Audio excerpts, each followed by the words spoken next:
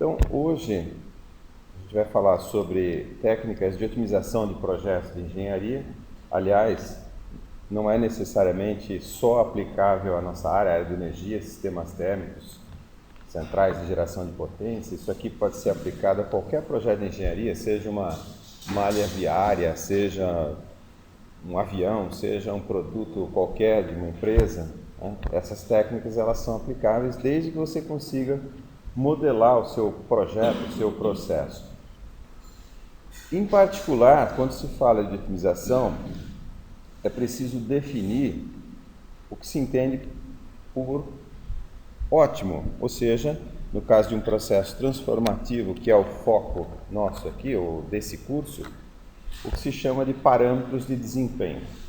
Eu quero tratar com vocês de um projeto, na verdade está aqui, um projeto de uma grande central termoelétrica. Então é uma central de 1 gigawatt. É um projeto real, né? É uma usina da Alstom, no caso aqui construída na Malásia. Só para vocês terem uma ideia do tamanho desse negócio, isso aqui é a caldeira, né? Em verde aqui as turbinas, e uma pessoa teria mais ou menos esse tamanho aqui, ó.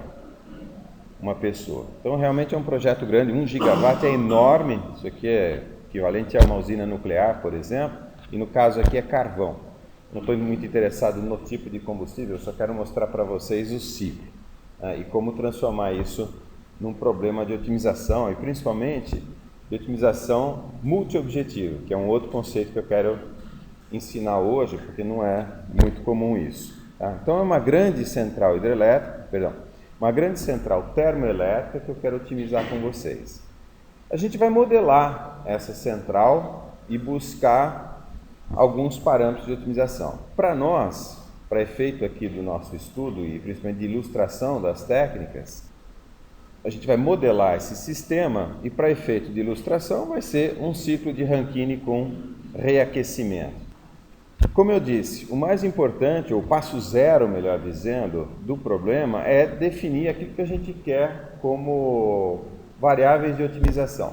Para garantir o sucesso econômico do projeto, é preciso definir as variáveis de otimização, as variáveis de desempenho. Aquela história, quando eu compro o carro, eu quero que ele faça uma certa velocidade, consumindo uma certa quantidade de combustível. Para esse caso aqui, eu vou procurar maximizar a potência líquida nas turbinas. Por quê? Porque isso aqui que eu vendo e gero receitas.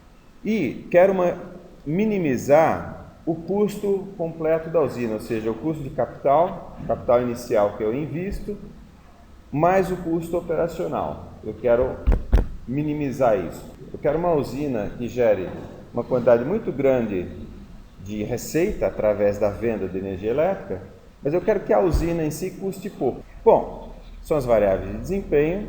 Quais são as variáveis de otimização? Ou seja, aquelas variáveis que eu consigo alterar os meus graus de liberdade. Esse GL aqui seriam os meus graus de liberdade. Então, por exemplo, temperatura de combustão. Eu coloquei aqui em roxo, né, as variáveis de otimização.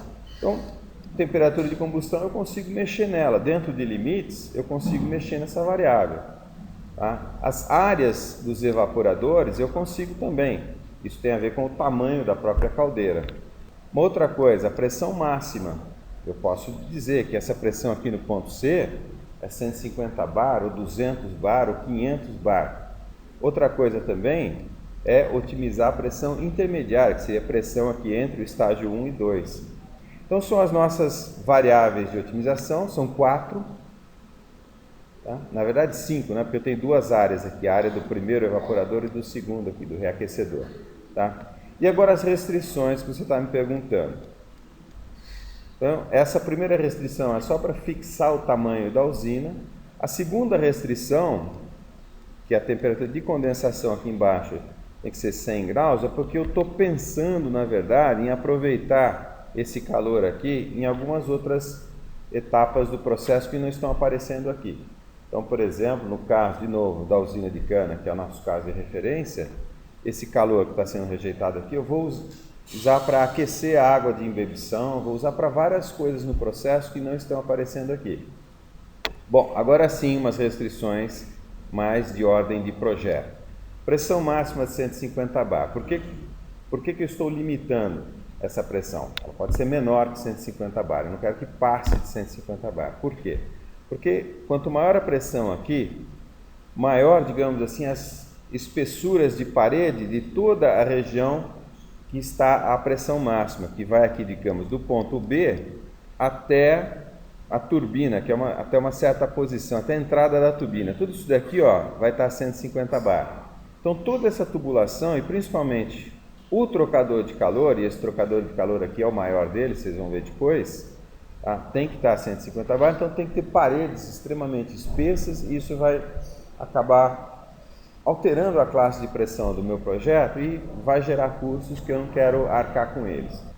A pressão intermediária maior que 70 bar, porque depois isso vai ficar mais claro no ciclo. Eu não quero que esse vapor que está saindo aqui do estágio 1 contenha uma fração grande de líquido. Na verdade, não quero que contenha nada de líquido. Eu quero que esse vapor que está saindo aqui do estágio 1, ele que vai estar a 70 bar, né, essa pressão intermediária, eu quero que seja vapor. Digamos assim, na condição mais branda, ele vai ser vapor saturado seco. Então, ou vapor saturado seco, ou vapor superaquecido, mas ligeiramente superaquecido. Tá? Por isso que eu estou limitando essa pressão intermediária. Outra limitação é os 700 graus na temperatura de combustão, essa temperatura aqui dentro da caldeira. Por quê? Vários motivos. Formação de NOx, formação de poluentes. Eu já expliquei isso para vocês em uma outra aula. Mas também, quanto mais alta a temperatura aqui, os meus materiais têm que resistir a essa temperatura. Então, por exemplo, eu preciso usar um inox 316L para aguentar, que é um inox caro pra caramba, por sinal, para aguentar essa temperatura. Então, eu não quero subir muito porque eu não quero ter custos adicionais com materiais especiais. Tá ok? Então, as limitações estão aqui. Só faltou o título aqui no ponto F, depois também vai ficar mais claro no ciclo. Na saída aqui da turbina, eu posso até imaginar que no finzinho da turbina eu tenho pequenas gotas de água, poucas pequenas gotas de água. Quando eu falo pequena, é pequena mesmo, é menor que 1/10 de milímetro. Isso não vai erodir as pás da minha turbina e eu consigo tirar mais potência com isso. Ou seja, eu posso admitir que o ponto F, que o estado F, esteja na região de bifásico, mas o título tem que ser alto, tá? Para que a fração de líquido aqui seja pequena, né? Isso também é admissível. Bom, eu estou falando em custo aqui em cima como variável de otimização, então o que vai influenciar no custo? São as minhas funções de custo. Para simplificar nesse caso aqui, eu vou considerar 3 aspectos do custo. E depois a gente vai dar uma função, a gente vai explicitar esse custo em função dos parâmetros todos aqui. A primeira parcela aditiva do custo é o tamanho total do sistema, que eu estou chamando aqui de volume. Eu falei volume, mas na verdade a gente vai quantificar isso através da área dos trocadores aqui de calor. O segundo, os materiais, tá? Ou seja, como eu estava dizendo, né? A temperatura e a pressão, tá? Envolvem materiais e natureza e em quantidade que são compatíveis, que são consistentes com esses níveis de pressão e temperatura, tá? E o consumo, no caso o consumo de combustível aqui, tá? Fase 0, modelagem do projeto, escrever todas as equações de balanço. É aqui que eu vou bem rápido, porque a gente já fez isso N vezes. A modelagem do projeto, na verdade, consiste em modelar o ciclo, aquele ciclo de Rankine com aquecimento, tá? Então, está aqui o ciclo, tá? Os pontos A, B, C, D, E, F.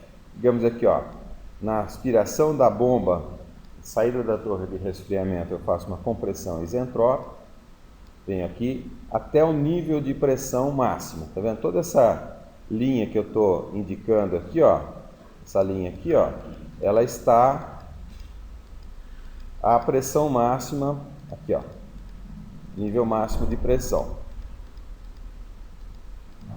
Então, de B até C, eu tenho absorção de calor, tudo a pressão constante. Porém, até uma certa temperatura que eu não sei quanto que é. Essa temperatura aqui, essa temperatura do ponto C, eu não sei quanto que vale essa temperatura. O máximo eu sei que é a minha temperatura de combustão, 700 graus lá. Porém, isso vai depender da área que eu tenho de trocador de calor. Então, se eu tenho uma área infinita aqui para o A23, ou seja, se esse trocador aqui, ó, do ponto B até o C, for infinito, então, obviamente, essa temperatura vai bater lá nos 700 graus. Aqui está 2,3, mas é o BC, na verdade. Tá? Então, se essa área for infinita, essa temperatura final aqui do ponto C vai bater na temperatura de combustão. Se não for infinito, se for finito, se for pequeno, essa temperatura vai ficando mais baixa. Então, quando eu mexo nessa variável de projeto, eu tenho várias possíveis temperaturas aqui, olha, várias possíveis temperaturas. Então, esse ponto C, ele sobe e desce sobre essa linha de pressão aqui, tá? Que também é um parâmetro de otimização. Isso aqui pode ser 50 bar, pode ser 150 bar, pode ser 140, 130. Então, esse ponto C está variando, tanto na horizontal quanto na vertical. Tanto o A23 ou BC e a pressão máxima são parâmetros, são variáveis, são graus de liberdade. Então, como eu disse, eu tenho que escolher, eu tenho que calcular valores de ABC e P máximo de forma que eu maximize os meus objetivos, ou otimize os meus objetivos. Então, isso está, de certa forma, solta no meu modelo. E a forma de variar isso, a forma de calcular o ABC e P máximo que geram o ótimo, aí vai depender do método que eu estou usando. E como eu disse, eu vou mostrar vários métodos para vocês. Então, o ponto C está variando, tá? O ponto D também está variando, por quê? Porque eu também posso variar a pressão intermediária. Então, se isso daqui é 140 bar, e o ponto D aqui é 80, eu tenho uma certa variação de pressão, mas eu poderia variar até 75. Na verdade, o 70 bar é porque ele cai bem quase sobre a linha de saturação aqui. Por isso que eu pus aquele 70 bar. Tá? Então, o ponto D também está variando e o ponto E, consequentemente, também, porque, digamos, o ponto E é definido pela pressão intermediária e pela área do reaquecedor. Então, se eu tenho, voltando aqui, né? Se eu tenho um reaquecedor pequeno, essa temperatura de saída aqui no ponto E não vai ser igual à temperatura de combustão, digamos que seja 700 graus aqui. Então, se a minha área aqui é pequena, sai com 650. Mas se a área aqui é grande, sai, eventualmente, com uma temperatura próxima de 700. Tudo isso vai aparecer no modelo. Tá? Em suma, todos esses pontos aqui que eu estou destacando, o ponto C, o ponto D, o ponto E e o ponto F, são variáveis, variam. E variam em função do quê? Das variáveis de otimização. O ABC, P máximo, Pin, pressão intermediária, e o A e F, a última área aqui. Tem uma variável a mais de otimização. 1, 2, 3, 2. Ah, tá, são duas áreas, tá certo. Então, duas pressões, duas áreas e a temperatura de combustão. São 5 variáveis de otimização, 5 graus de liberdade que o meu projeto tem. Isso é uma situação hiper simplificada, só para efeito didático aqui, tá? Bom, esse aqui é o ciclo como ele é, como ele vai ser modelado. E o fato de ter essas variáveis soltas é o que permite otimizar o projeto. No fundo, isso aqui vai resultar num sistema de equações com mais incógnitas do que equações. E justamente o fato de ter mais incógnitas do que equações é o que me permite arbitrar, fixar algumas incógnitas para poder maximizar os meus objetivos ou otimizar os meus objetivos. Bom, a parte de modelagem, o que é complicadinho aqui, porque a parte termodinâmica, tudo bem, né? A gente viu ali, tem os estados A, B, C, D, cada um é definido por duas informações, uma pressão, uma temperatura, ou uma pressão e um título, né? Sobrou aqui para eu modelar os trocadores de calor, por causa daquelas áreas. Então eu vou pegar as equações de trocador de calor e vou manipular um pouquinho, inclusive, para poder ficar mais facilmente implementável a solução numérica, porque o problema vai ser não linear nas variáveis. Então, por exemplo, vamos pegar aqui o trocador BC, que é o evaporador, na verdade. Esse aqui é o evaporador e o de baixo aqui é o reaquecedor. Então eu sei, está entrando o líquido comprimido aqui a uma temperatura TB, que é muito próxima à temperatura TA, na verdade, em geral meio grau de diferença só, e vou entregar aqui vapor superaquecido. Tá? Então, entra a temperatura TB, uma fase de aquecimento até a temperatura aqui de líquido saturado, depois eu tenho uma fase de mudança de líquido para vapor, até aqui a temperatura então supostamente não muda, e aí na fase final do trocador de calor, superaquecido até a temperatura de saída TC, que é diferente da temperatura de combustão. Vamos escrever as equações de transferência de calor. Eu tenho, para o fluido, para a água, né, a balança de energia da água, eu tenho o quê? Que o QBC, o calor absorvido, é igual à vazão, aquele 10 kg por segundo, vezes o ΔH, HC menos HB. Então isso aqui é balanço de energia do lado da água, balanço de energia na interface. A equação da temperatura média logarítmica. Acompanhe comigo aqui, ó. O ABC, então é a área de troca, vezes a temperatura média logarítmica, que é o ΔT aqui do lado esquerdo, Tcom menos TB, Tcom menos TB, e o ΔT do lado direito, menos Tcom menos TC, dividido pelo ln do quociente dessas duas diferenças de temperatura, do lado esquerdo e direito. Tá? Bom, como eu mostrei para vocês na última aula, essa forma aqui ela não é adequada à simulação numérica. Por quê? Porque eventualmente no processo de solução dessa equação não linear, eu tenho essas temperaturas variando, pseudo-aleatoriamente, e o argumento da função ln pode se tornar negativo. Então eu não tenho espaço de manobra para continuar a iteração. Um truquezinho aqui, na verdade, eu já ensinei para vocês, consiste no seguinte, eu vou mostrar rapidamente aqui. Aliás, eu mostrei na aula passada, né?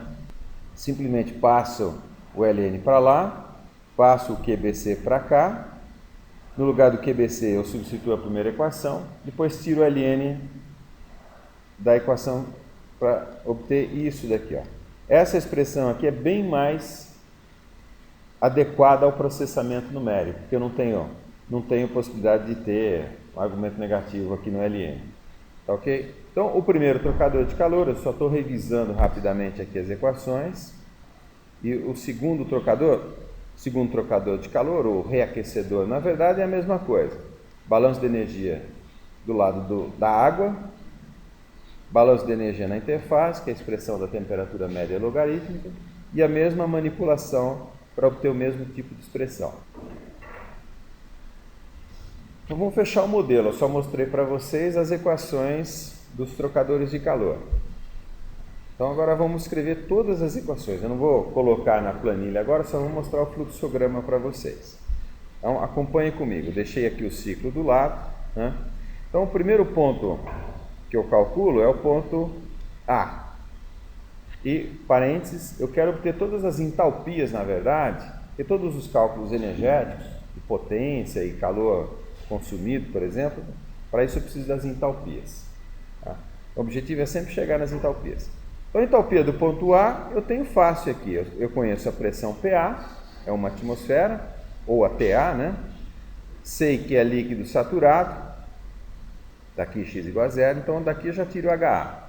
Quando eu escrevo assim, entalpia ou entalpia, já estou pensando na função do ref próprio, alguma subrotina que, dada a pressão e o fato de ser líquido saturado, ele devolve a entalpia para mim.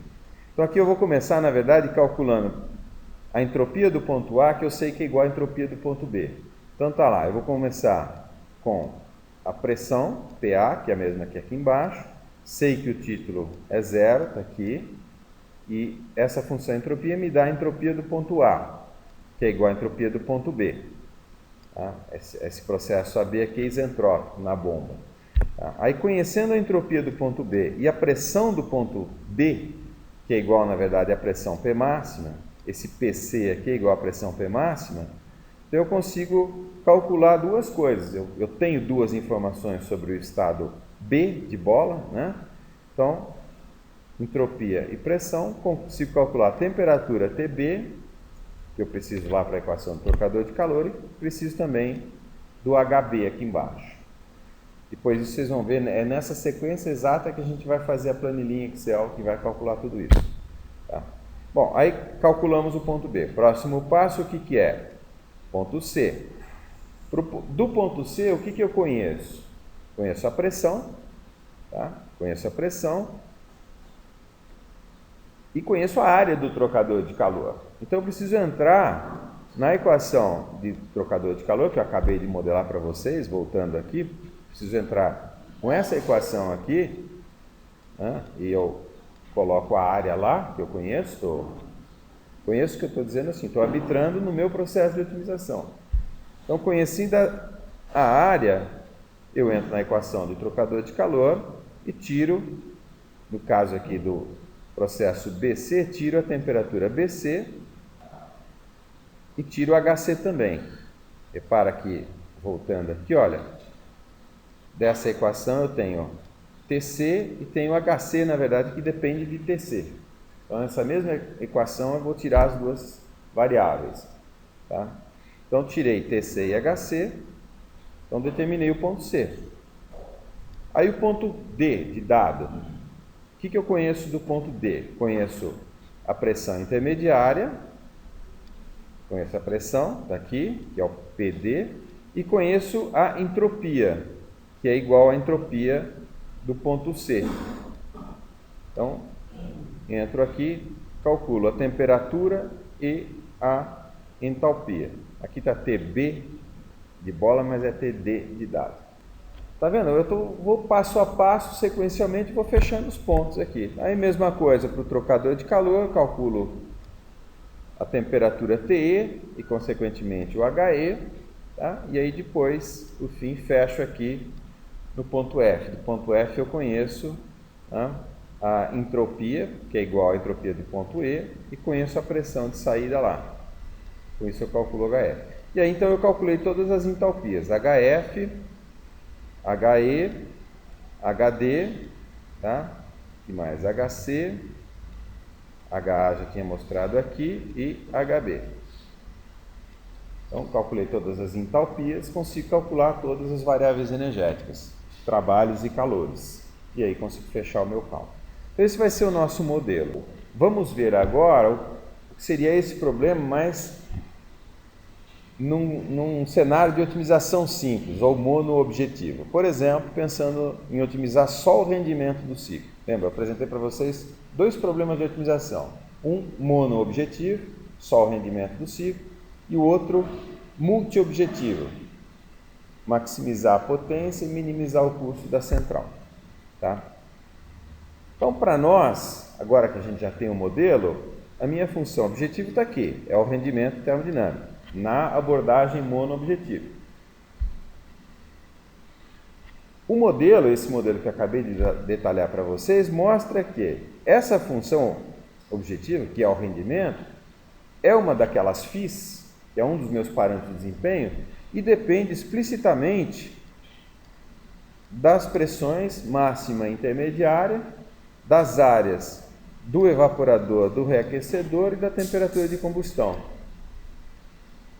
O modelo, aquele fluxograma de cálculo, mostra que existe essa dependência. Eu só não consigo explicitar a função φ. Não consigo escrever assim, algebricamente, φ é igual a pressão ao quadrado, mais seno da área, sei lá, alguma coisa assim. Mas eu tenho uma relação funcional entre essas variáveis aqui, PA, PD, e a variável do rendimento, o eta, termodinâmico. Uma relação funcional, não explicitável algebricamente, mas é uma relação funcional. Ou seja, eu caí exatamente naquela situação genérica do comecinho, dos primeiros slides da aula, que eu tenho uma função φ dependente de várias variáveis, x1, x2, x3. E eu quero maximizar ou minimizar essa função, no caso aqui eu quero maximizar. Bom, Agora sim, eu quero entrar nos métodos e explicar alguns métodos, porque eles são extremamente simples. Tudo que eu vou mostrar aqui para vocês como método de otimização é muito simples. O método da inclinação máxima, por outro lado, é um método que permite variar todas as variáveis de otimização ao mesmo tempo. Como é que funciona esse método? Então vamos lá, vamos pegar o nosso problema default aqui, a nossa função φ, que depende só de duas variáveis para simplificar. Então está aqui o gráfico, né, de φ em função de x1 e x2. Como é que funciona o método? Acompanha comigo aqui a heurística. Eu parto de um chute inicial de x1 e x2. Então, digamos que eu esteja aqui, nesse ponto aqui. Então, passo 0, chute inicial para todas as variáveis. x1, x2, até x64, 35, quantas forem.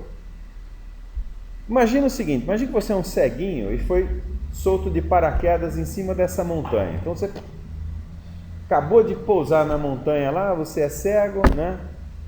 E você quer chegar no cume da montanha. A única coisa que você tem é a bengalinha. Né? O que você faz? Você vai tateando com a sua bengala, e como você sabe que você quer chegar no máximo, então você vai buscar a posição ali com a sua bengalinha que você sobe mais, vamos dizer assim, a chamada inclinação máxima. Tá? Como é que é essa inclinação máxima? Na verdade são as derivadas, no caso aqui da função. Qual é o objeto matemático que dá a inclinação máxima? Cálculo meia dúzia, sei lá. Como é que chama esse objeto matemático? É o vetor gradiente, correto, né? Então você vai e determina o vetor gradiente com a sua bengalinha. O vetor gradiente, lembra, ele é sempre perpendicular às curvas de nível. Aí ele aponta para fora ou para dentro, dependendo se a superfície é côncava ou convexa, né? Ou dependendo se você quer ir para o máximo ou para o mínimo. Mas digamos assim, você determina o vetor gradiente e dá um passo, você é o ceguinho, quer chegar no cume da montanha, você vai dar um passo na direção do vetor gradiente, no mesmo sentido do vetor gradiente, ou no sentido contrário ao vetor gradiente, dependendo se você quer ir para o mínimo ou para o máximo. Tá? Aí eu estou pondo mínimo barra máximo, porque vai mudar lá na fórmula que a gente vai deduzir para isso, vai ter um sinal mais ou menos, dependendo se o problema de mínimo ou de máximo. Tá? Mas então, determina o vetor gradiente e dá um passo, né? Por exemplo, na direção lá, na direção do máximo. Esse aqui supostamente é o problema de máximo. Tá? E aí repete o processo, né? Voltando aqui, ó, esse era o meu ponto x1, x2, vírgula 0, indicando que é a primeira iteração. Tá? Aí eu dou um passo na direção do gradiente e tenho o meu x1, x2, vírgula 1, que é o meu próximo passo. E aí itero o procedimento, ou seja, meço de novo o vetor gradiente naquela nova posição e dou um passo na direção do vetor gradiente. O meu passo aqui é o delta, tá? E eu estou representando tudo em módulo aqui. E o procedimento itera de tal forma que eu tenho uma espécie assim de trajetória em direção ao ponto ótimo, seja ele o máximo ou o mínimo, tá? Então, repara, esse método ele é extremamente robusto, por quê? Porque você varia ao mesmo tempo o x1 e o x2, tá vendo? x1, x2. E se fossem 35 variáveis, sempre que você dá um passo nas 35 variáveis. Ou seja, você vai calcular um delta x1, um delta x2, um delta x3, até um delta x35. Tudo ao mesmo tempo. Então o procedimento aqui, retomando, né, é muito simples. É só calcular o gradiente e calcular as correções, os passos, na direção do vetor gradiente. No mesmo sentido ou sentido oposto, dependendo se o problema é de mínimo ou de máximo. Então vamos transformar essa heurística em equações que eu possa implementar matematicamente. Para fazer isso, eu vou fazer uma semelhança de triângulos e mostrar para vocês. Quais são os triângulos semelhantes? Aqui, digamos, à direita eu tenho o gradiente. Pensa em módulo aqui, tá? Então aqui está o módulo do vetor gradiente, seria a hipotenusa do meu triângulo. E aqui o módulo das derivadas, são os catetos do triângulo retângulo, correto? E aqui eu tenho o passo que eu dei, né? O delta x1, delta x2, delta x3, x4 até delta x35.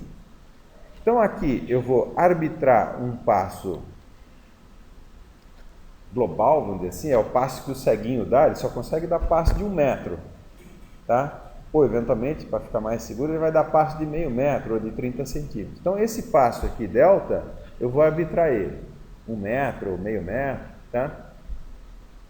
E aí eu vou calcular quanto vale delta x1, delta x2 e tal, em função das outras variáveis, porque tanto o módulo quanto as derivadas eu calculo a partir da função objetiva.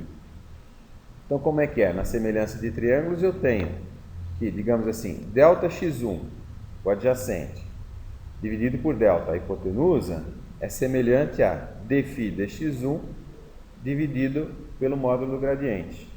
Então, nessa relação, eu consigo tirar o delta x1. Tá vendo? Delta x1 é igual a dφ dx1 vezes delta dividido pelo módulo do gradiente. Tá aqui. E aí a mesma coisa, se fosse x2, bastaria trocar aqui 2 e 2, né? A única coisa que muda é aqui e aqui, tá? 3, 3, 4, 4 e assim por diante, tá? Já que aqui embaixo eu tenho todas as variáveis do problema, né? Contribuindo para o módulo do gradiente.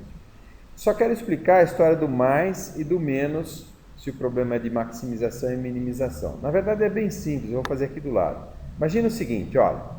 Aqui está, vou fazer um gráfico da função φ, né?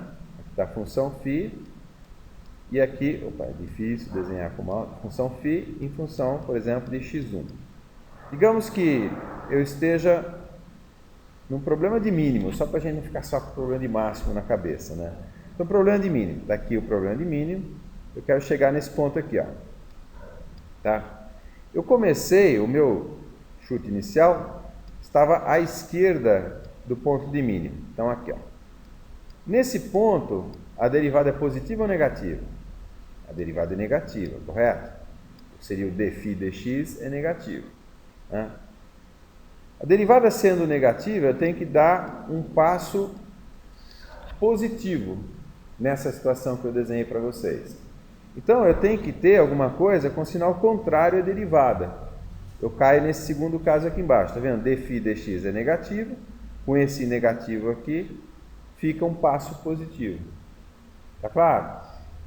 E a mesma coisa se aplicaria se fosse um problema de máximo, ou se eu tivesse não à esquerda do ponto ótimo, mas à direita do ponto ótimo. Eu não vou ficar repetindo essas outras três combinações aqui, porque é exatamente a mesma coisa. O fato é que, se for um problema de mínimo, você bota um sinal de menos na frente da derivada. Se for um problema de máximo, você coloca um sinal de mais. Um exemplo benchmark para nós é que, como eu disse, eu não vou parar a apresentação e abrir o Excel agora. Eu faço isso tudo no fim da aula, tá? Então, para não ter que implementar aquele problema do ciclo de Rankine com reaquecimento, eu peguei um problema padrão, um problema benchmark, que a gente já sabe a resposta, na verdade. Então, é uma gaussiana dupla, tá vendo? Uma função sino. Eu vou pegar um problema matemático, porque eu já sei a resposta. O ponto de máximo aqui, ó, é o ponto onde x1 igual a x1 estrela e x2 igual a x2 estrela. Por quê? Porque aqui dá 0, 0, exponencial de 0 é 1. Então, esse valor aqui é 1, tá? E qualquer coisa longe de x1 estrela ou x2 estrela vai dar um valor grande aqui nesse parênteses. E é negativo, porque eu tenho menos na frente. Exponencial de um número negativo grande, tá? Em modo, né? Tende a 0. Tá? Então, isso é uma função gaussiana. E repare, esse aqui é um benchmark interessante, por quê? Porque eu posso, inclusive, construir um problema de 35 variáveis aqui. Basta colocar, por exemplo, um outro parênteses. Menos x3 estrela ao quadrado, menos x4 estrela ao quadrado, para testar, por exemplo, se o algoritmo que eu estou montando não tem nenhum problema com várias variáveis. Então vamos fazer a implementação desta técnica de otimização da inclinação máxima aqui no Excel. Eu vou colocar as fórmulas de interesse do problema benchmark, a dupla gaussiana, e a fórmula de cálculo dos incrementos das variáveis x1 e x2. Vou colocar aqui do lado duas variáveis para o centro dessa dupla gaussiana, ou seja, x1c e x2c. Digamos que seja o 0, 0, só por simplicidade, depois a gente pode mudar esses valores aqui. Vou separar a região de parâmetros da região de cálculos, pintando de amarelo essa coluna C. A primeira coluna vai ter a variável delta, que é essa variável que aparece aqui, o tamanho do passo global. Digamos que seja de 0,1, por exemplo. Um passo grande, no início da otimização é interessante ter passos grandes, depois é interessante ir diminuindo esse passo conforme a otimização vai ocorrendo. Aqui eu vou ter então valores para os chutes iniciais de x1 e x2, digamos que seja 0,5, 0,7. E aqui o valor da função φ para esse x1 e x2 particular. Então vamos programar aqui o valor da função φ. Então, colocando lá a fórmula, igual exponencial de menos, abro dois parênteses, x1 menos o x1c, que está aqui. Eu vou ancorar o endereço dessa célula ao quadrado, fecho parênteses. Eu coloquei dois parênteses aqui para garantir que primeiro seja elevado ao quadrado e depois seja multiplicado por menos 1, porque no Visual Basic ele faz da esquerda para a direita. O segundo parênteses, menos x2 menos x2c, que é a célula B2, digita F4 para ancorar o endereço, fecho parênteses, eleva ao quadrado, fecho o segundo parênteses e fecho o parênteses da exponencial. Enter, então está lá o valor da função φ. Próximo passo agora é calcular as derivadas de φ em relação a x1 e x2. Para isso eu vou usar um procedimento em diferenças finitas. Eu vou copiar aqui por simplicidade, no lugar aqui do x1 eu vou calcular, na verdade, x1 mais epsilon, ou seja, eu preciso de um pequeno incremento na variável. Vou definir ele aqui do lado, epsilon, digamos que seja 1 vezes 10 a menos 4, está aqui. Então, vamos lá, aqui eu tenho igual a célula E2, que tem x1, mais o valor de epsilon, está aqui, digito F4, para não mudar o endereço quando eu copiar essa fórmula para baixo. Então, tá lá, no lugar de x2, eu não vou dar incremento no caso aqui, então é o próprio 0,7. Agora, para calcular o valor da função φ, basta eu copiar aqui e colar, que ele vai atualizar os endereços e calcular em função do x1 com incremento e o x2 sem incremento. Agora eu faço a mesma coisa para o x2, ou seja, vou dar um incremento na variável x2. Então aqui fica igual a x1, que é a célula E2. Aqui fica o F2 mais o nosso incremento, que está aqui. E aí, a função φ, basta eu copiar aqui para cá, Ctrl V, e ele calcula em função dos novos valores de x1 e x2. Próximo passo é calcular as derivadas propriamente. Então, digamos que aqui seja dφ dx1 e aqui dφ dx2. Então, vamos lá, vamos colocar as fórmulas de diferenças finitas. Então, igual, abro parênteses, é o valor da função com incremento na variável x1, está aqui, menos o valor da função sem incremento, fecho o parênteses, dividir tudo por epsilon, que está aqui, F4 para ancorar o endereço.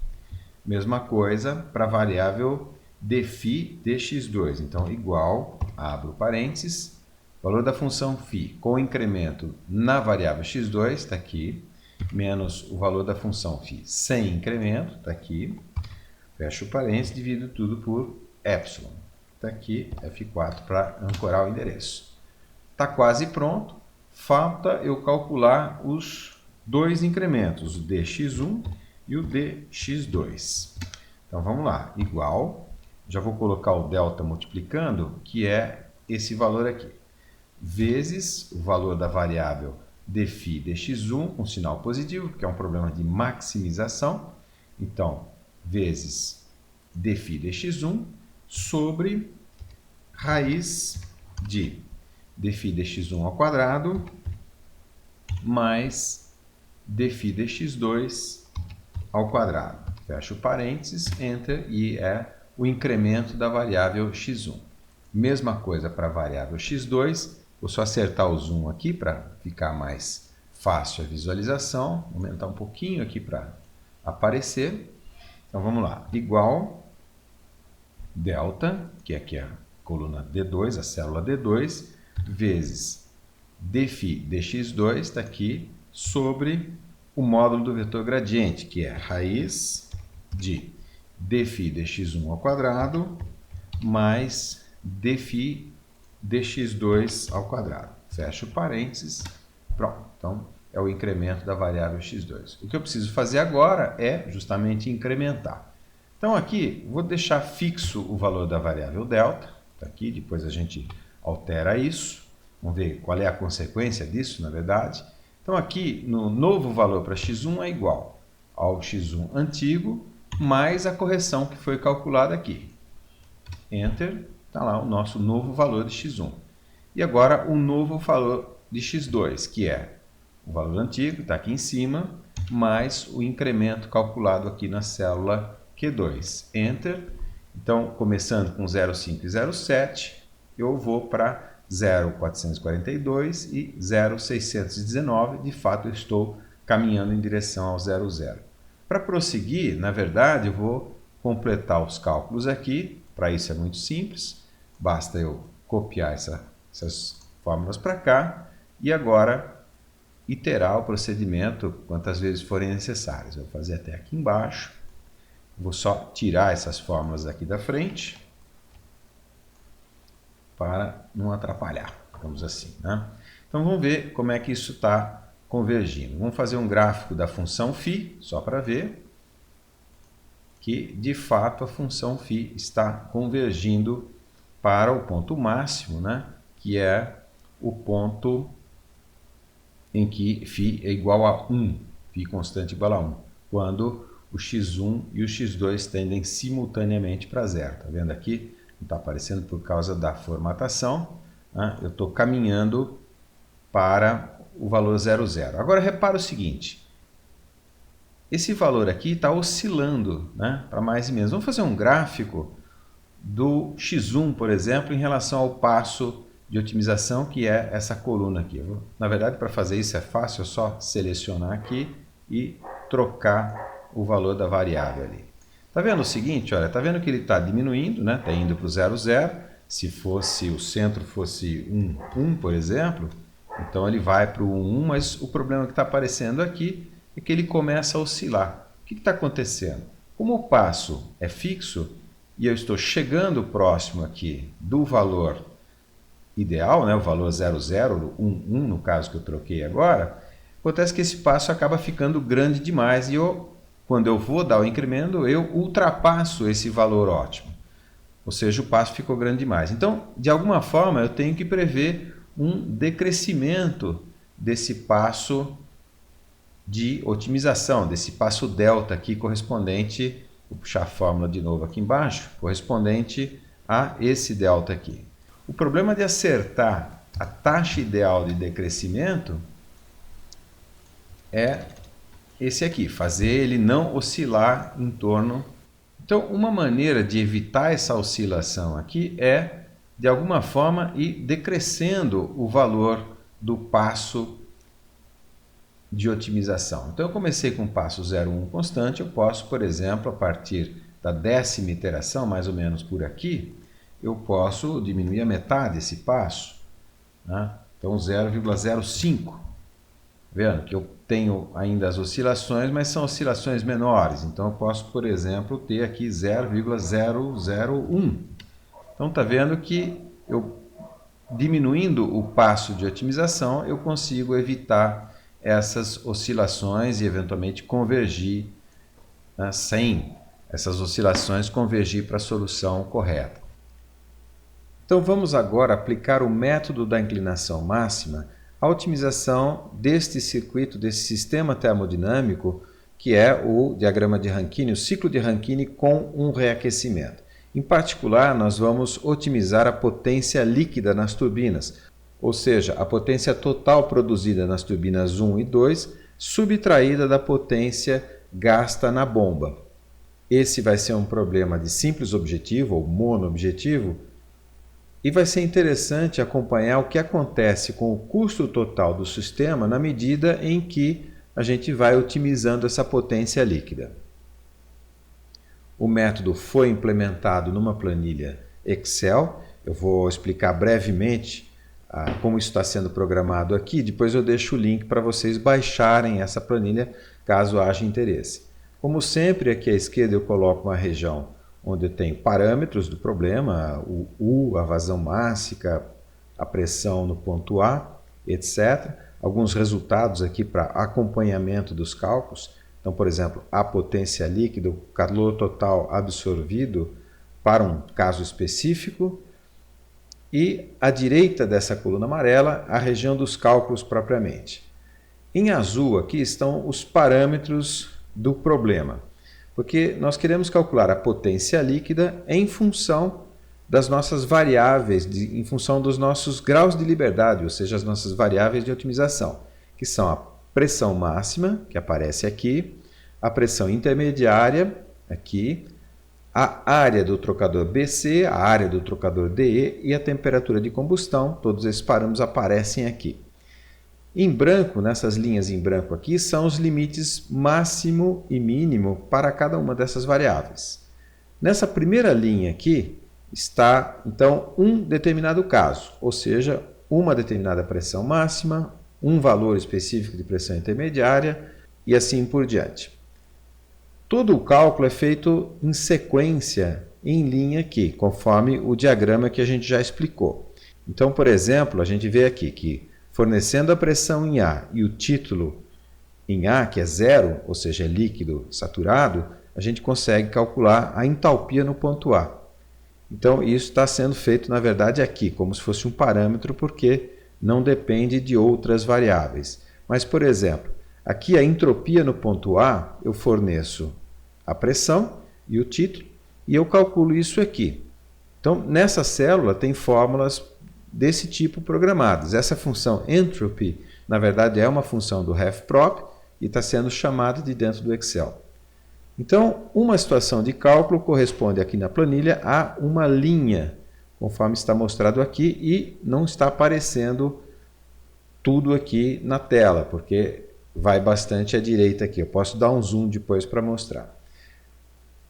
Abaixo aqui eu tenho a mesma situação de cálculo, porém incrementando uma das variáveis, por exemplo, aqui pressão máxima, que estava fixada em 100, eu dei um incremento de epsilon, que é 10 a menos 2, então ficou 100,01, e as outras variáveis todas iguais à situação anterior, 90, 90, 1000, 1000, 200, 200, 600, 600. Nessa mesma linha, então, todos os cálculos são refeitos, ou seja, esse diagrama de cálculo, e eu tenho o valor do trabalho líquido para o incremento de 0,1 na pressão máxima. Então, eu tenho um pequeno incremento na pressão máxima, portanto, tem uma pequena diferença na produção líquida de trabalho, e a diferença dos dois dividido por epsilon é a derivada da função φ de otimização, que é o trabalho líquido, em relação à pressão máxima. Então, nessa célula aqui, tem a derivada da função objetivo, da função de otimização, em relação a essa variável que foi incrementada. E a mesma coisa para a pressão intermediária, para as duas áreas e para a temperatura de combustão. E aqui embaixo, então, o cálculo das correções nas variáveis, ΔP máximo, ΔP intermediário e assim por diante, e as novas variáveis, ou seja, já corrigidas, já atualizadas, conforme esses deltas que foram calculados aqui e conforme o método da inclinação máxima. Apenas uma observação importante com relação ao cálculo do trocador de calor, ou seja, essa caixinha aqui e essa caixinha aqui. Como se trata de uma equação não linear, esse cálculo é feito de maneira iterativa, segundo o método de Newton-Raphson, que é mostrado em mais detalhes aqui para o trocador BC. Então, nós já vimos essa equação, que é a equação de balanço de energia na interface entre o fluido quente e o fluido frio, e essa equação sofreu algumas modificações para torná-la mais apta, mais adequada ao cálculo numérico. Então, conforme o método de Newton-Raphson, eu vou reescrever a equação da forma f de Tc. Tc aqui é a variável, a incógnita. Esse f, então, tem que ser igual a zero. E observando que ela é não linear, obviamente, então eu tenho Tc aqui dentro do parênteses, tenho Tc dentro da exponencial e ainda como variável da função Hc, ou seja, a entalpia do ponto C, que depende exclusivamente da temperatura em C. Conforme o método de Newton-Raphson, eu vou gerar uma iteração em que eu parto de um chute inicial Tc, o késimo valor dessa temperatura Tc, que é corrigida por f de Tc dividido por df dTc, também calculado para a késima iteração. Esse cálculo, voltando uma transparência aqui, é feito nessas colunas pintadas de alaranjado. Parto de um chute inicial aqui, na coluna P, e ele calcula uma nova correção, ele calcula a correção aqui menos 0,7 e um novo valor para Tc no passo K mais 1. Depois, o próprio procedimento itera isso várias vezes até que o erro seja menor ou igual a um certo erro limite aqui. Então, os resultados de otimização, aqui nesse gráfico a gente vê a pressão máxima, que é a curva alaranjada, e a pressão intermediária, que é essa curva azul, mostradas aqui nessa escala à esquerda, em bar, e a curva preta é a curva da potência líquida total produzida pelo sistema em megawatts. Então dá para ver que, na medida em que vão ocorrendo os ciclos de otimização, de fato, essa potência líquida vai aumentando e a otimização da pressão máxima e pressão intermediária é tal que elas tendem para os seus limites. No caso da pressão máxima, ela vai tender a 150 bar, que era um dos limites, e a pressão intermediária vai tender para o seu valor mínimo, que é 70 bar, conforme está mostrado aqui. Olhando agora as outras variáveis, no caso aqui a temperatura de combustão, também durante o processo de otimização sobe até o seu valor limite, não pode exceder 700 graus, então ela para aqui. A curva da potência líquida continua aumentando, mesmo que a temperatura não varie mais. E voltando ao slide, a gente vê também que as pressões, depois de um certo ciclo, também não variam mais porque alcançaram os seus limites. O que está ocorrendo a partir desse ponto é que as áreas continuam aumentando. Então, a gente vê aqui a área ABC aumentando, a área ADE aumentando. Esses pontos aqui onde tem essas singularidades, na verdade, é porque durante o processo de otimização nós alteramos o passo delta, porque a otimização estava sendo muito lenta e as outras variáveis já tinham alcançado os seus limites inferior e superior. Então a gente vê que as áreas vão tendendo aqui para valores cada vez mais altos conforme o W, a potência líquida, vai aumentando. E de fato esse resultado é coerente, porque a gente sabe que para esse sistema a potência líquida máxima ela vai ocorrer quando a temperatura de combustão é a temperatura máxima, os 700 graus, as áreas tendem a infinito, porque aí a temperatura na saída do evaporador e do condensador vai tender também para 700 graus, como está mostrado aqui. E, por fim, a pressão intermediária tende para o seu valor mínimo, o que significa um salto máximo aqui, uma mudança máxima de entalpia correspondente a uma máxima geração de trabalho. Então, o resultado que a gente obteve, na verdade, quando fez essa otimização, é obter o ciclo mais potente possível, que é com áreas infinitas, e pressões máxima no caso da pressão do primeiro estágio e mínima no caso da pressão de entrada no segundo estágio. Porém, o que acontece com o custo? Então, só calculando aqui, para efeito de comparação, o custo ou o recíproco do custo, só para ter um problema de maximização, então, de fato, a gente obteve o sistema que produz a máxima potência líquida, só que ele também é o que custa mais caro. Então, não é um grande feito isso, né? E isso ocorre justamente porque a otimização só levou em conta a maximização da potência, não levou em conta o fato do sistema estar se tornando progressivamente mais caro, coisa que a gente vai ver quando fizermos a otimização multi-objetivos. Então, retomando aqui, agora eu vou falar dos métodos de otimização multi-objetivos. Na otimização mono-objetivo, fica fácil identificar o ótimo como sendo, por exemplo, um ponto de máximo ou um ponto de mínimo. No caso da multi-objetivos, isso não se aplica. O que se aplica é o que se chama de solução não dominante ou soluções não dominantes no plural. Tá? O que é um ponto de ótimo, máximo ou mínimo na mono-objetivo, para nós são os pontos não dominantes na multi-objetivos. Vamos entender o problema primeiro, de novo com os nossos probleminhas benchmark. Então está aqui a minha função objetivo φ1, as suas respectivas curvas de nível. E digamos que agora eu não estou mais usando x1, x2, x e y só para facilitar. Tá? Então, meu primeiro objetivo, φ1, que depende de x e y. E tenho um novo objetivo agora, que também é um objetivo, φ2, que também depende de x e y. Então, digamos, é a potência do carro e o consumo do carro.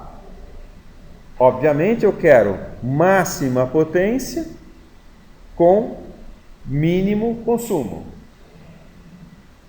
A questão é possível estar nesse ponto aqui, ao mesmo tempo que eu estou nesse ponto aqui? A resposta é não, óbvio, né? Aqui eu tenho um determinado valor para x e aqui eu tenho um outro valor para x. Ou o meu projeto é de um jeito ou é de outro. Não posso ter dois valores para o diâmetro da roda, por exemplo. Digamos que o x aqui é o diâmetro da roda. Né? Então, ou é um diâmetro ou é outro diâmetro. Tá? Então, esse aqui é o problema. Quando você combina os dois objetivos, você vê que não é possível atender o ótimo individual de cada um deles. E aí é que surge a história da não dominância. Então, a questão central aqui, para a gente entender o conceito de não dominância, é a seguinte: é possível melhorar os dois objetivos simultaneamente? Aí a resposta, bem de engenheiro, é depende. Depende de como você está no seu projeto. Então imagina que eu estou aqui, nesse ponto aqui. Quando eu falo eu estou aqui, digamos que eu tenho um diâmetro de roda e, sei lá, o volume do cilindro. Estou inventando, né? Então eu tenho esse tamanho de roda e esse tamanho de cilindro aqui, do meu motor. Pergunta: é possível ter uma outra configuração que eu melhore tanto o objetivo φ1 quanto o objetivo φ2? Se eu estou nesse ponto, a resposta é sim. Por quê? Porque eu posso ter, digamos aqui, esse outro diâmetro de roda e esse outro volume de cilindro, tá vendo? Que estão, na verdade, mais próximos, né? Esse ponto aqui está mais próximo dos dois pontos de ótimos individuais do que aquele ponto anterior. Então, quando eu estou aqui, é possível melhorar os dois objetivos simultaneamente, pulando para esse outro ponto aqui, para essa outra configuração de projeto. E quando eu falo configuração, é um conjunto de valores para os meus parâmetros de projeto. Aquelas pressões intermediárias, a temperatura de combustão na caldeira e tal. Esses pontos que eu consigo melhorar simultaneamente os dois objetivos, ou os N objetivos, porque isso aqui se aplica para N objetivos, são esse ponto, digamos assim, esse ponto novo aqui, a gente diz que ele domina esse ponto anterior aqui. Por quê? Porque ele realmente tem os seus dois objetivos melhorados simultaneamente. Agora, existem pontos em que eu não consigo fazer isso, melhorar os dois simultaneamente. O que significa? Significa que, se eu melhorar um objetivo, forçosamente eu pioro o outro.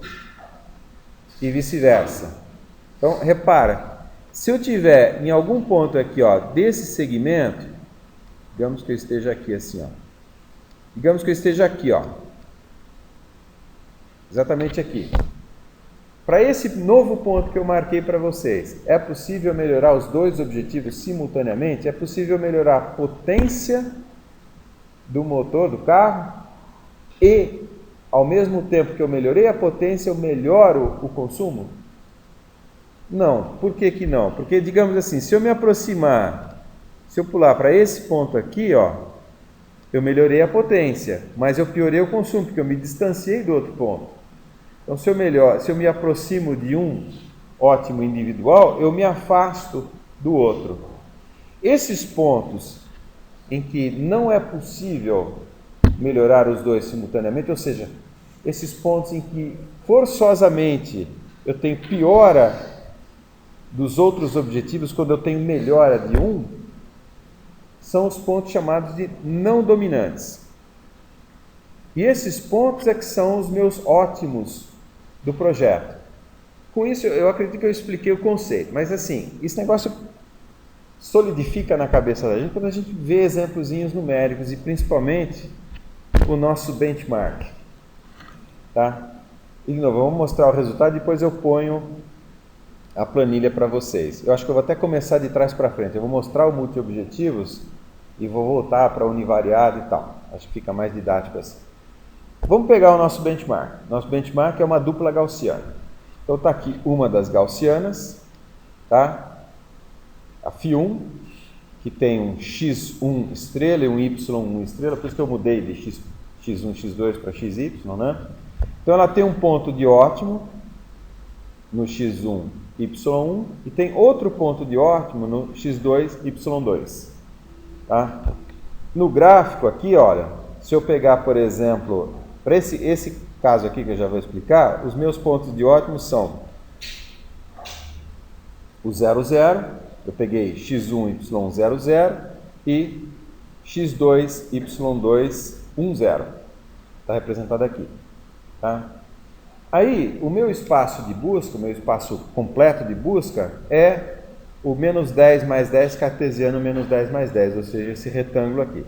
Então, o que eu estou fazendo? Eu estou, na verdade, gerando infinitos números aleatoriamente aqui entre menos 10 e mais 10 e estou plotando aqui um gráfico de φ1 e φ2 para esses dois ótimos individuais aqui. Então, repara, é como se eu tivesse uma aplicação, uma função matemática que aplicasse, né, desse R2 aqui, desse subconjunto do R2, nesse novo conjunto também do R2, nesse novo subconjunto, vira essa pétala aqui, ó. Quais são os pontos não dominantes? Ou, se você quisesse, por exemplo, vamos pensar agora em maximizar φ2 e φ1 ao mesmo tempo. Então, para pensar em problema de máximo, eu quero maximizar a potência, eu quero minimizar o consumo, mas para transformar no problema de máximo, então eu quero maximizar o recíproco do consumo. Só para pensar em máximo. Tá? Então, qual seria o ponto de máximo aqui? Seria esse ponto aqui, ó. Correto? Por exemplo, agora eu peguei 0, 0 e pus no 4, 4. Então, digamos assim, voltando aqui, ó, quando eu pego esse ponto aqui, esse ponto vermelho, e coloco ele aqui assim, ó, o efeito sobre essa superfície, sobre esse envelope, isso chama envelope operacional, envelope de projeto, né? O efeito é achatar essa superfície aqui e jogar isso aqui para cima e isso aqui para baixo. Se eu pudesse ir mudando e fazendo uma animação, né, pegando esse ponto aqui, mudando lentamente até esse novo ponto, vocês iam ver essas deformações que eu indiquei para vocês. Então, essa minha pétala, né, esse meu envelope de projeto, ele muda. E agora, onde é que estão os meus pontos não dominantes?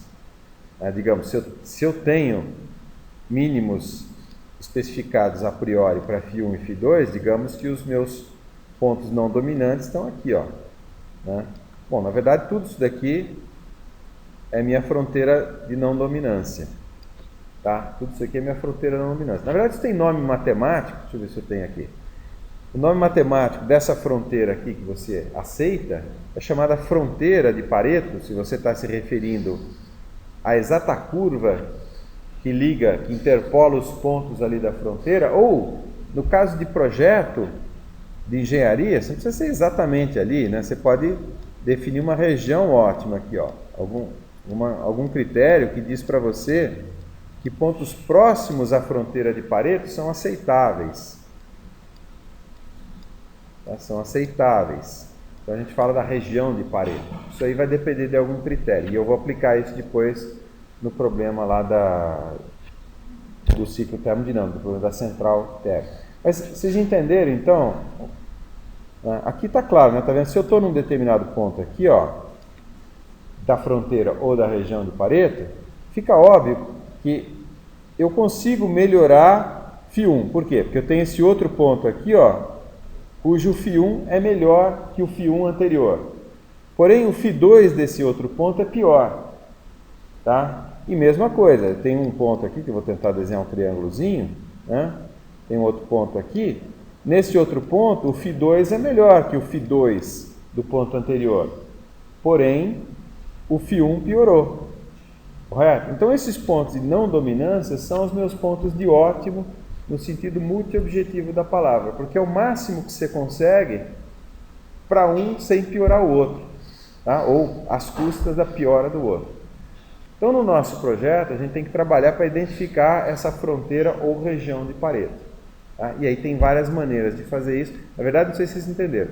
Eu estou explicando o que é uma otimização multiobjetiva, que é a busca pelos pontos não dominantes. Correto? Está claro? Agora, preciso explicar para vocês qual é o método para identificar esses pontos não dominantes. E isso que eu estou fazendo aqui é a chamada busca exaustiva. Estou gerando todos os pontos. Vou só mostrar um algoritmo, que é o tal do enxame de partículas, para identificar a fronteira de Pareto. Então, eu vou pegar para vocês aqui, ó. Bom, a busca exaustiva é o que eu acabei de fazer, né? Então, eu estou pegando esse caso aqui, ó, o 00 e o 44, está plotado aqui, tá vendo? Olha, busca exaustiva no sentido que eu gero todos os pontos que eu puder. Tá? Então, são os pontinhos vermelhos, e aí eu defino um critério e busco a região de não dominância, que está, na verdade, próxima, né? É uma região que fica simultaneamente próxima dos dois mínimos. Se forem duas montanhas, pense em termos de montanha, né? São os pontos que você fica mais alto na cota, né? Digamos assim. Então é alguma coisa no entorno dos dois picos aqui. Um método interessante, que é o que eu apliquei aqui nesse caso, é o chamado enxame de partículas ou enxame de formiga. Na verdade é muito, muito simples. Tá? Então como é que vai funcionar? Muito simples. Então, digamos, pegando esse mesmo exemplo, eu tenho ali a minha região de não dominância, são os pontos azuis que eu só reproduzi aqui para explicar. E o que eu faço? Olha lá o procedimento explicado aqui. Eu vou partir, por exemplo, de um conjunto de candidatos, ou pares aleatórios x1 e x2. Lembrando que x e y são os meus parâmetros de projeto, as minhas variáveis de otimização ou os meus graus de liberdade. Para cada par desse daqui, eu vou calcular um mutante suave. Pense em termos de mutante suave. Tá? Vou dar um passinho de formiga. Nesse caso aqui, digamos, para essa formiguinha aqui, o passo me leva mais próximo, me faz melhorar os dois objetivos simultaneamente. Eu estou mais próximo dos dois pontos de ótimo. Então eu conservo esse passo. Se para essa formiguinha aqui, o passo a ser dado seria esse para trás aqui, então piora os dois objetivos, ou digamos assim, o passo poderia ser para cá, por exemplo, né? Aqui eu melhoro esse objetivo aqui, mas pioro o outro. Então eu só conservo o passo da formiguinha se melhorar simultaneamente os dois objetivos. E acabou o processo, acabou a heurística, é só isso. Então eu vou fazendo isso iteradamente e eu vou acabar com isso gerando uma trajetória que vai me levar para esses pontos aqui, né, de ótimo. É só isso, eu vou mostrar no Excel daqui a pouquinho, é bem fácil.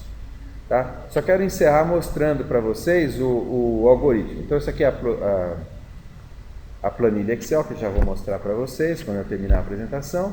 E eu só quero mostrar esse problema, ou essa técnica multiobjetiva aplicado no problema da central hidrelétrica, só para fechar e para dar coerência. Então, retomando o exemplo da termoelétrica, vamos entrar no detalhe agora do cálculo das parcelas do custo total, tanto CAPEX quanto OPEX.